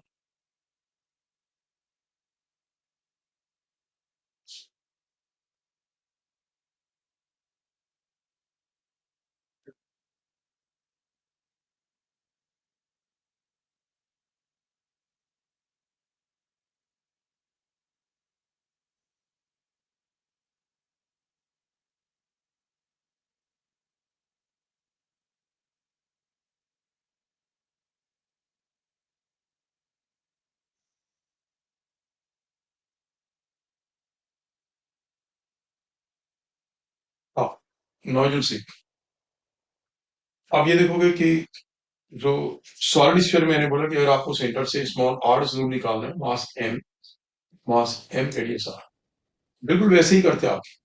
आपने क्या करना है, यहां से आर सिंदूर gravitational field capital G M into R by what R, फिर ई इंटू डी आर, क्या जैसे वहां पे क्या करते हो ई इंटू डी आर, वहां पे ही करते हो यहाँ पे E into D R minus E into D R, integration form आपने क्या small R to capital R, and that will equal what V R minus V small R, V R minus what V small R. Is that clear? तो V R की value no minus of G A by capital R, इससे क्या होगा small R की value आ रही है, V R की वैल्यू आ रही है। इस चीज में एक चीज ध्यान दिया करो, जैसे वहां पे क्या होता था चार्जेस में, अगर आप एक पॉजिटिव चार्ज की ओर आते थे तो ग्रेविटेशनल पोटेंशियल इंक्रीज होता था, पॉजिटिव चार्ज से दूर जाते थे तो ग्रेविटेशनल पोटेंशियल क्या होता था, डिक्रीज होता था। Is that clear? अगर पॉजिटिव चार्ज से दूर नेगेटिव चार्ज के करीब आते थे तो ग्रेविटेशनल पोटेंशियल डिक्रीज होता था, नेगेटिव चार्ज से दूर जाते तो ग्रेविटेशनल पोटेंशियल क्या होगा, इंक्रीज होगा। यहाँ पे this force is always attractive, तो आप मास के जितना पास आओगे ग्रेविटेशनल पोटेंशियल क्या होगा, मतलब जब आप ग्रेविटेशनल फील्ड की डायरेक्शन में मूव करोगे, ग्रेविटेशनल फील्ड की डायरेक्शन में मूव करोगे तो ग्रेविटेशनल पोटेंशियल क्या होगा, इंक्रीज होगा, राइट। तो स्टूडेंट्स ग्रेविटेशनल पोटेंशियल क्या होगा उस केस में, इंक्रीज होगा जब आप ग्रेविटेशनल फील्ड की ओर आओगे। तो यहाँ पे ध्यान रखना कभी साइन की मिस्टेक हो जाए, कुछ हो जाए, तो जैसे जो सरफेस का ग्रेविटेशनल पोटेंशियल होगा जब आप अंदर वाला पोटेंशियल निकालोगे उससे कम होगा, पोटेंशियल क्या होगा और डिक्रीज होगा। तो कभी कोई साइन की मिस्टेक ना हो पाए, इसलिए मैंने आपको ये पॉइंट क्लियर किया, राइट। नाउ तो ग्रेविटेशनल पोटेंशियल, अब वहां पे देखो जैसे होता था एक चार्ज क्यू को एक पॉइंट से दूसरे पॉइंट तक ले जाने में कितना वर्क करना पड़ेगा, जैसे यहाँ पे भी वर्क करके आएगा, जिस मास को कैरी करना है, यहाँ पे भी क्या आएगा, जिस मास को कैरी करना into what V F minus V I, final point of potential minus initial point of potential into mass M, एक मास को एक पॉइंट से दूसरे पॉइंट तक ले जाने में इतना वर्क करना। Is that clear? अब इसी से कनेक्टेड ग्रेविटेशनल पोटेंशियल से कनेक्टेड एक फिजिकल क्वांटिटी है gravitational gravitational potential energy, right. इसी से connected physical quantity gravitational potential energy. तो जैसे दो मासेस m1 m2 हैं, r सेपरेशन है, तो gravitational potential will be minus G m1 m2 by r, ये भी हमेशा निगेटिव हो, this will always be negative gravitational potential. जैसे मान लीजिए आपको ये लगता है कि जब आपने मैकेनिक्स में पढ़ा कि अर्थ के सरफेस पे ग्रेविटेशनल पोटेंशियल जीरो होती है और h हाइट पर mgh, वहां पे भी तो ग्रेविटेशनल पोटेंशियल एनर्जी थी, निगेटिव क्यों नहीं थी? ये आपके रेफरेंस पे डिपेंड करता है।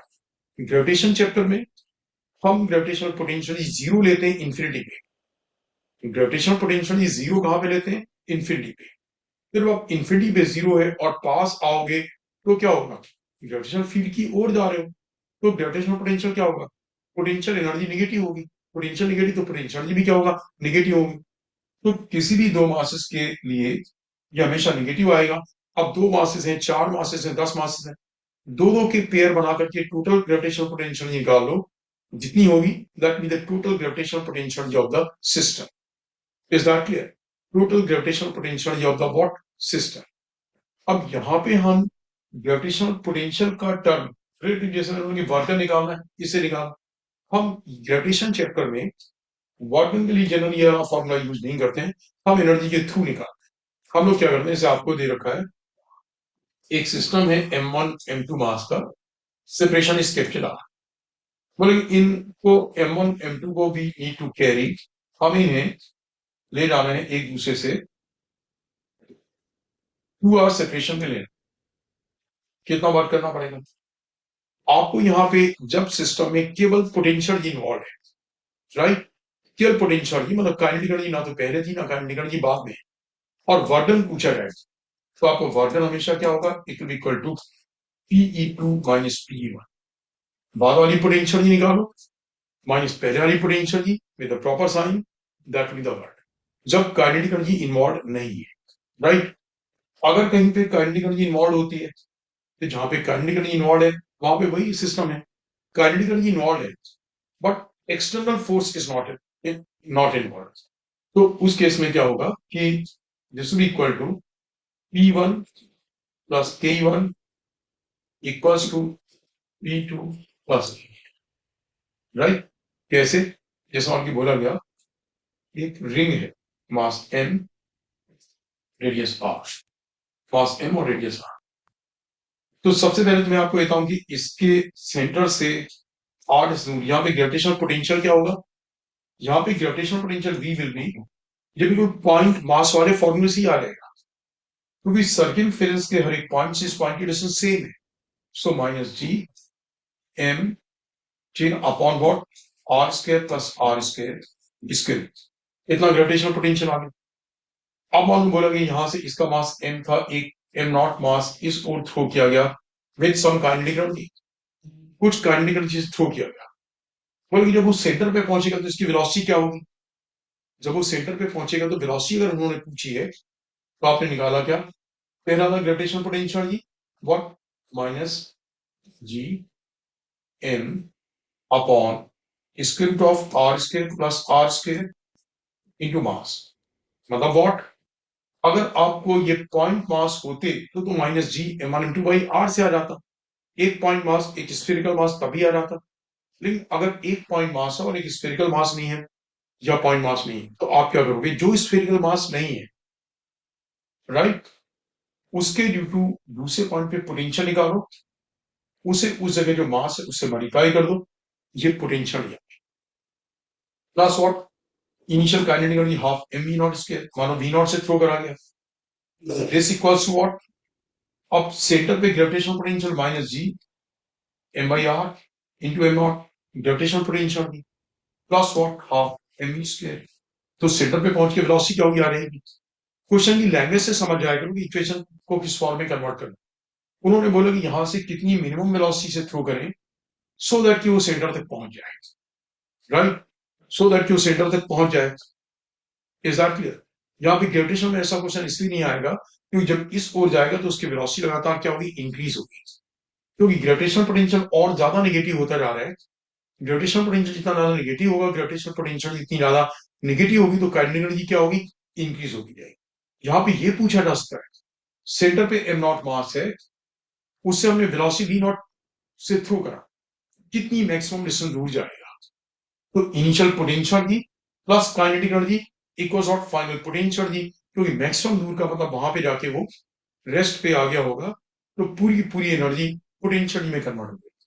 तो मीन्स ये इक्वेशन बड़ा इंपॉर्टेंट है। अब आप देख लेना कि जैसे बाद में काइनेटिक एनर्जी ना हो तो उसे जीरो कर दो, इनिशियली काइनेटिक एनर्जी ना हो बट बाद में वो आपने किसी जगह से छोड़ा, अब वो जा रहा है, पोटेंशियल में चेंज आ रहा, बाद में काइनेटिक एनर्जी उससे मिल रही है, तो अकॉर्डिंगली इस इक्वेशन को आप चेंज करके डिफरेंट क्वेश्चंस में यूज कर सकते हैं।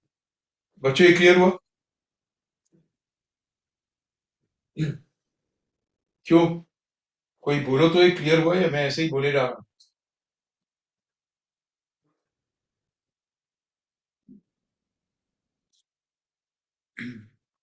अरे बच्चों बताओ तो ये क्लियर हो रहा है नहीं हो रहा है, यस सर। यस सर हो गया। ठीक है यस ना। सर। अब आप नेक्स्ट देखोगे, अब नेक्स्ट यहाँ पे जब सैटेलाइट अर्थ के चारों ओर रिवॉल्व करता है, राइट, Hi2 पर Re और मास m, जब सैटेलाइट रिवॉल्व करता है इस तरीके से, तो सैटेलाइट की potential energy plus kinetic energy. तो बच्चों ध्यान रखो, आपसे जो भी वो लोग क्वेश्चंस पूछेंगे वो क्वेश्चंस सर्कल ऑर्बिट के लिए होंगे, राइट, सर्कल ऑर्बिट के लिए। ठीक ना, पहले मैं बता दूं, सैटेलाइट नहीं, जैसे बोला गया अर्थ के सरफेस से वी नॉट वेलोसिटी से एक मास को थ्रू कर दिया गया, मैक्सिमम कितनी हाइट ऊपर जाएगा। तो simple is what, initial potential energy plus kinetic energy is equal to final potential energy. Topmost point पे काइनेटिक एनर्जी तो जीरो होगा। किसी पॉइंट से अर्थ के सरफेस पे एक मास को ड्रॉप करा दिया गया, बोले कि अर्थ के सरफेस पहुंचेगा तब उसकी वेलोसिटी क्या होगी, initial potential energy becomes equal to final potential energy plus kinetic energy. तो उसकी काइनेटिक एनर्जी यानी कि वेलोसिटी आ जाएगी। सैटेलाइट में जो कि सर्कल ऑर्बिट में रिवॉल्व कर रहा है, आपसे पूछा गया तो देखो यहाँ पे क्या है, पोटेंशियल एनर्जी निकालना बिल्कुल आसान है, minus G M E M upon R E plus H, सीधे फॉर्मूला, ये पोटेंशियल, राइट। टोटल एनर्जी क्या होगी, याद रखो, इसकी 2 टाइम्स जो आपने निकाली ना पोटेंशियल,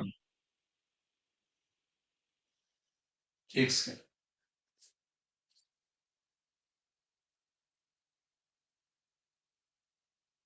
एक सेकेंड,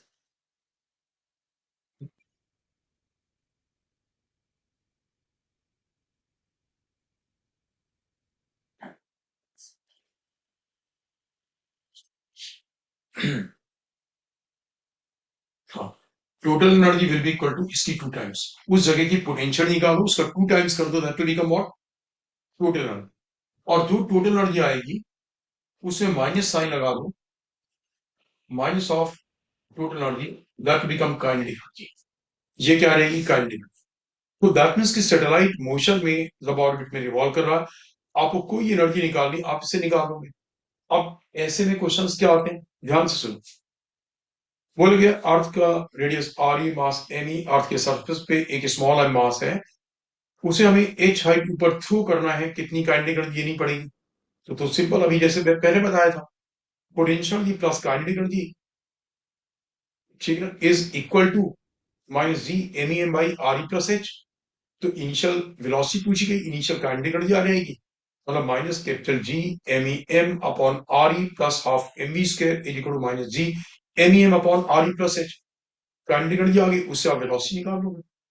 अब अगर ये बोला गया होता स्मॉल एम मास को अर्थ के सरफेस से ऊपर थ्रू करना इस तरीके से कि वो एच हाइट ऊपर एक सैटेलाइट बन जाए, कितनी वेलोसिटी देनी पड़ेगी, आपने क्या करा, minus G M E M upon R E plus half M we square, half M we square वो काइनेटिक एनर्जी जो आपने दी, इक्वल्स टू, अब ऊपर जाकर के जब उसे सैटेलाइट बनाना तो आपको एच हाइट ऊपर उसका क्या लिखना पड़ेगा, टोटल एनर्जी।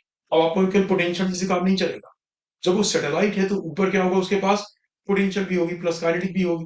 तो तरीका वही, ऊपर जब आप इक्वल टू करके लिखोगे तो दूसरी साइड में पहले पोटेंशियल की कैलकुलेट कर लो, इज दैट क्लियर। और पोटेंशियल या क्या करो, 2 टाइम्स कर दो, पोटेंशियल या क्या करो 2 टाइम्स, तो क्या रहेगी उसकी टोटल एनर्जी आ रहेगी। अच्छा, तो जैसे पोटेंशियल क्या थी, निगेटिव थी, इसलिए ना पोटेंशियल क्या थी, इसकी निगेटिव थी। अब आपने जब इसका 2 टाइम्स करा तो इसकी टोटल एनर्जी क्या आ गई, निगेटिव है, और लेकिन निगेटिव वाला टर्म क्या हुआ, मैं ये कुछ गलत बता गया क्या, जो पोटेंशियल आई और पोटेंशियल का हम हाफ करेंगे, नॉट 2 टाइम्स, तब आएगी टोटल एनर्जी।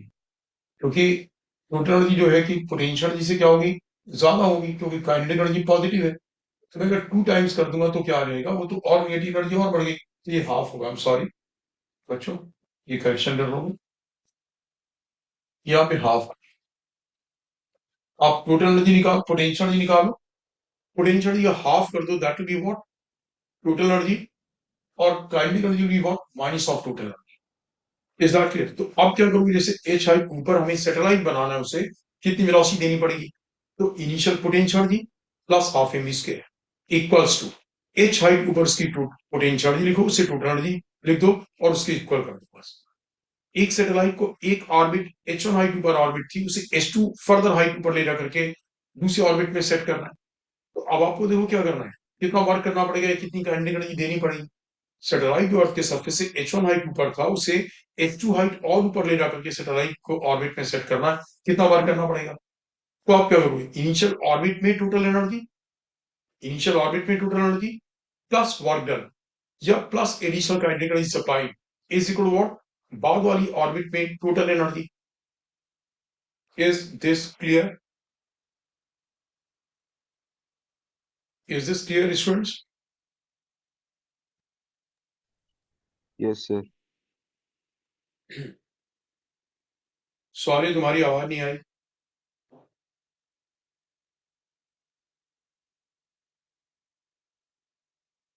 सॉरी।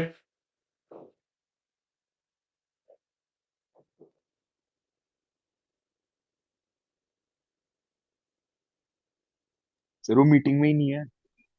मीटिंग में नहीं? हाँ चलो वो ऐसे ही है, जबकि मैं उसी के लिए ले रहा था ये।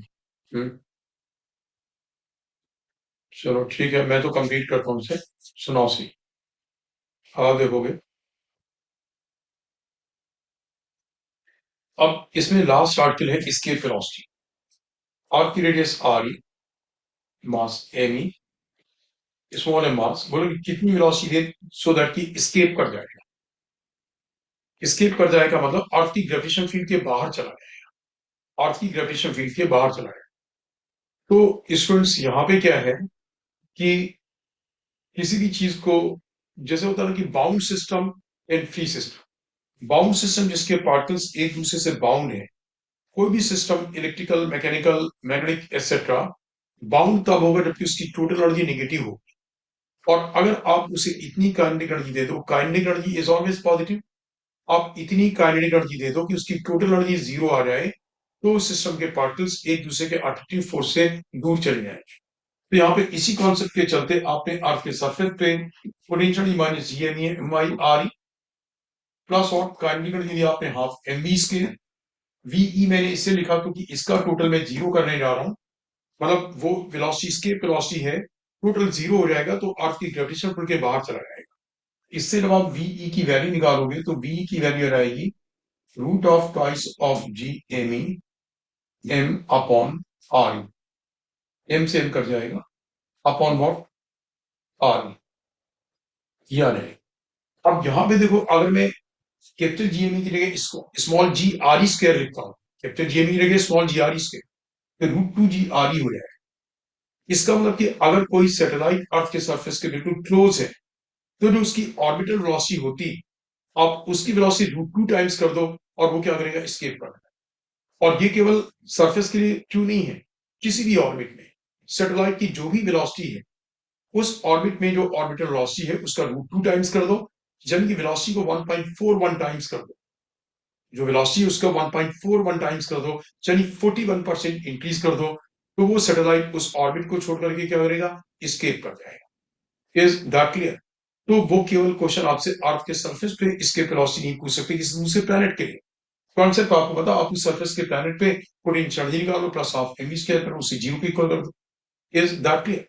अच्छा, इसका उल्टा क्वेश्चन भी मैंने देखा पूछा गया। जैसे आप देखो यहाँ पे इसके वेलोसिटी दोगे तो बिल्कुल वो क्या करेगा? अर्थ की ग्रेविटेशन फील्ड के बाहर चला जाएगा। Is that clear? अर्थ की ग्रेविटेशन फील्ड के बाहर। अब अगर वो लोग आपसे बोलते हैं हमने जितनी इसके वेलोसिटी होती है, जितनी इसके वेलोसिटी होती है, हमने उसकी दोगुनी वेलोसिटी दी, तो जब वो अर्थ की ग्रेविटेशन फील्ड के बाहर जाएगा तो उसकी वेलोसिटी क्या होगी? हमने क्या करा, जितनी होती है इसकी, इसके प्रोसेस की दोगुनी वेलोसिटी दी। तो आप देखो, दोगुनी वेलोसिटी देने का मतलब आपने half m v e twice of v, आपने इतनी काइनेटिक एनर्जी उसे दी, है ना? इसमें से उसे बाहर ले जाने में कितनी खर्च हो जाएगी? जब आप इतनी काइनेटिक एनर्जी देते तो जस्ट बाहर जा पाता था, इतनी खर्च हो गई। ये बची हुई काइनेटिक एनर्जी है, so that is what half M we square. इससे क्या करोगे आप? वी की वैल्यू वीई के टर्म से निकाल लोगे, क्योंकि उन्होंने इसके वेलोसिटी दे रखी होगी कि हमने इसे इसके वेलोसिटी से दोगुनी velocity the. Is that clear? और बच्चों इसी का उल्टा डिस्कशन क्या हुआ?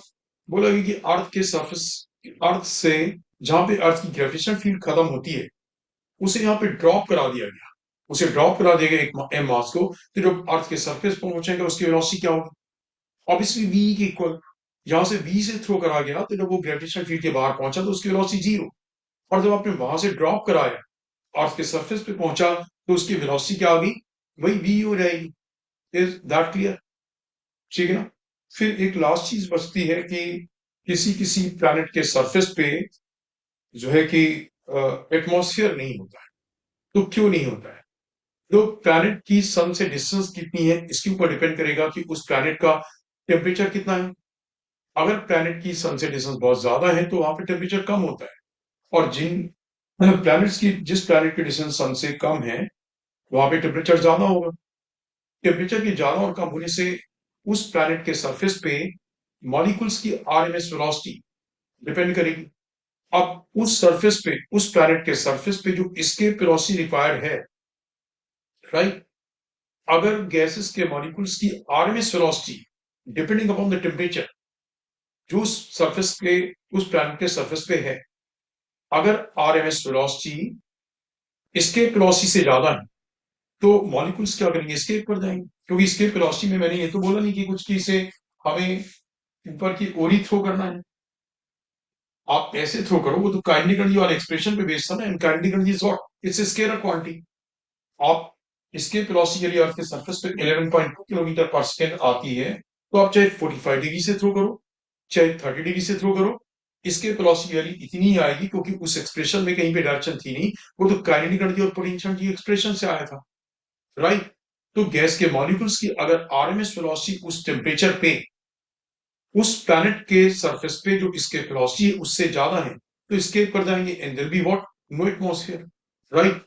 एक लास्ट चीज स्टूडेंट्स ये नोटिसेबल है, आप ध्यान दोगे कि बोला गया कि अगर मान के हम एक सर्फ अर्थ के सरफेस से एक मास को थ्रो करते हैं, राइट, हमने थ्रो करा। अब अगर इसकी वेलोसिटी हमने इसके वेलोसिटी से कम लेकिन ऑर्बिटल वेलोसिटी से ज्यादा कर दी, इसके वेलोसिटी से कम और ऑर्बिटल वेलोसिटी से ज्यादा कर दी, तो इसका पाथ क्या होगा, इसका पाथ इलेक्ट्रिकल ऑर्बिट में आ जाएगा, सर्कुलर ऑर्बिट नहीं होगा। ऑर्बिटल वेलोसिटी से ज्यादा है और इसकी वेलोसिटी से कम, तो ये एक इलेक्ट्रिकल ऑर्बिट में रिवॉल्व करेगा। You remember this. और अगर हमने इसे जो है कि हमने इसे एग्जैक्टली इसके वेलोसिटी दी तो स्केप पर जाएगा पैराबोलिक पाथ में, स्केप पर जाएगा किसमें, पैराबोलिक पाथ। लेकिन अगर वेलोसिटी वी जो हमने दी वो स्केप वेलोसिटी से बड़ी है, it is more than the escape velocity, तो ये स्केप पर जाएगा हाइपरबोलिक पाथ में।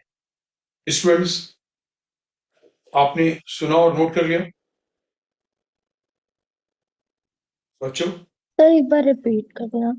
अगर आपने इसे स्केप वेलोसिटी से कम लेकिन जो सर्कुलर ऑर्बिट के लिए ऑर्बिटल वेलोसिटी होती है उससे ज्यादा वेलोसिटी दी एक सर्टेन ऑर्बिट में, राइट, तो ये इलिप्टिकल ऑर्बिट में आ जाएगा, रिवॉल्व करेगा इलिप्टिकल ऑर्बिट। और अगर आपने इसके वेलोसिटी की equal velocity the surface of the अर्थ पे तो स्केप कर जाएगा पैराबोलिक पाथ में। और अगर आपने इसके वेलोसिटी से ज्यादा वेलोसिटी दे दी सरफेस पे अर्थ के तो ये स्केप कर जाएगा हाइपरबोलिक पाथ में। इज दिस क्लियर बच्चों, समझ गए? जैसे आपने इसे क्या करा, एक सर्टेन हाइट पे ले गया और उस ऑर्बिट में जो उसकी उस हाइट पे जो उसकी ऑर्बिटल वेलोसिटी होती आपने वहीं से थ्रो करा, लेकिन वेलोसिटी क्या करी, ऑर्बिटल वेलोसिटी इतनी होती उससे ज्यादा कर दी लेकिन escape वेलोसिटी से कम है, तो क्या करेगा, इलिप्टिकल ऑर्बिट में रिवॉल्व करने लग जाएगा। लेकिन अगर आपने वहीं पे escape वेलोसिटी के इक्वल जो वहां पे escape वेलोसिटी रिक्वायर्ड है वो दे दी तो पैराबोलिक पाथ में escape पर जाएगा। और अगर आपने escape वेलोसिटी से ज्यादा दे दी तो escape पर जाएगा हाइपरबोलिक पाथ में। बच्चों क्लियर? बच्चों यस सर। तो अपने सेशन को एंड करना, राइट। ओके। Okay sir.